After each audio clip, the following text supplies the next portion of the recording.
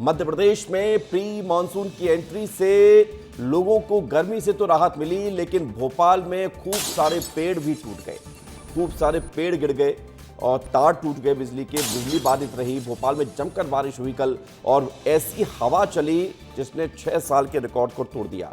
70 kilometre प्रति घंटे की रफ्तार से आप देखिए जब बारिश हुई, कई इलाकों में बिजली गुल हो गई। आंधी बारिश से करीब 200 पेड़ गिर गए।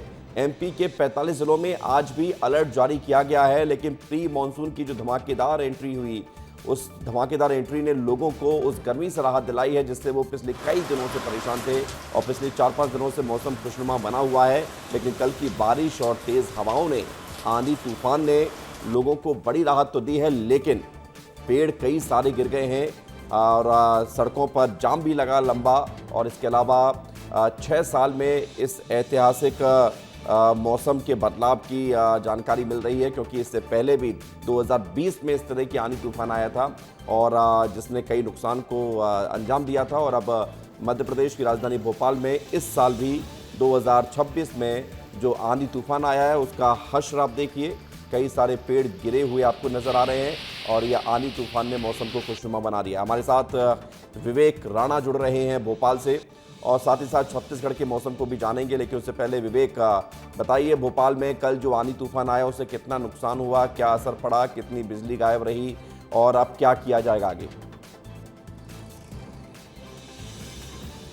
बिल्कुल विवेक, गर्मी से मध्य प्रदेश के वासी राजधानी भोपाल के लोगों को गर्मी से तो राहत मिली है, मगर आंधी और तूफान की बात करें तो आप तस्वीर देख सकते हैं विवेक, और आप तस्वीर देखकर आप अनुमान लगा सकते हैं कि जो आंधी और जो तूफान है उसकी गति कितनी होगी। इसको कह सकते हैं कि यह आफत की आंधी थी और इस आफत की आंधी ने राजधानी भोपाल का जो सिस्टम है वो हिला दिया है, क्योंकि कई ऐसे इलाके जहां पर जो बिजली जो है वो रात से ही गई हुई है। आप देखिए, मैं आपको तस्वीर दिखा रहा हूं, ये जो बड़ा पेड़ है विवेक, ये गिरा है और गिरने के बाद ये जो 2 बिजली के खंभे हैं वो टूट चुके हैं। और ये पूरी आप देख सकते हैं कि ये तुलसी नगर टावर के पास में मौजूद हूँ विवेक, और ये पूरे इलाके में जो बिजली है वो कल शाम से नहीं है। इसी प्रकार राजधानी भोपाल के अलग अलग इलाकों की बात करें तो इसी प्रकार तस्वीर आ रही है, क्योंकि जिस प्रकार से जो आंधी चली है, जो बारिश हुई है, उसके चलते जो पेड़ हैं वो गिर चुके हैं।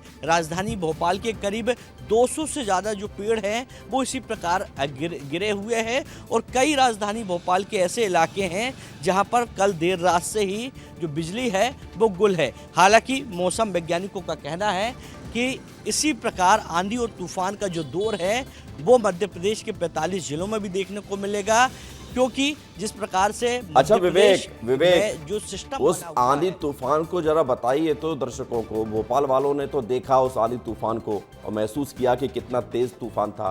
बाकी मध्य प्रदेश के लोगों को बताइए, आपने क्या महसूस किया, कल रात को स्थिति क्या बनी, कितना जाम लगा, क्या क्या हुआ था कल?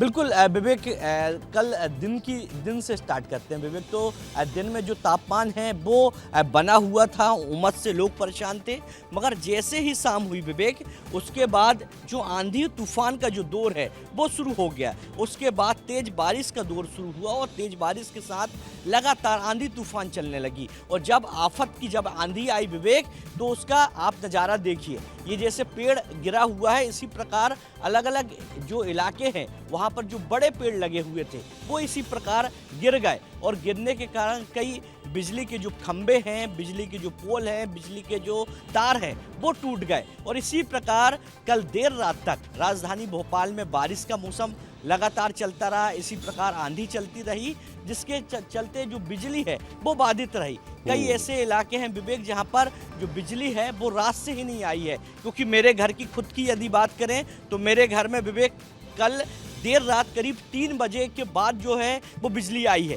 क्योंकि तेज आंधी का राजधानी भोपाल की हर घर की यही कहानी है। लाइट आती जाती रही, बिजली बाधित हुई, क्योंकि जब इतने सारे पेड़ गिर जाएंगे, तार टूट जाएंगे तो फिर उसका असर तो पड़ेगा ही। अब जरा छत्तीसगढ़ की खबर बताते हैं, फिर रोहित मैं आपके पास आ रहा हूं। छत्तीसगढ़ से खबर यह है कि गर्मी छत्तीसगढ़ में फिर से बढ़ती हुई नजर आ रही है। 24 घंटे में 2 से 3 डिग्री तापमान की बढ़ोतरी हुई है।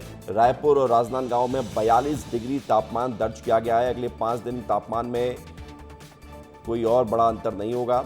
प्रदेश के कई जिलों में बारिश के आसार भी हैं, ये भी खबर सामने आई। रोहित हमारे साथ जुड़ रहे हैं। रोहित, छत्तीसगढ़ का मौसम कैसा रहने वाला है?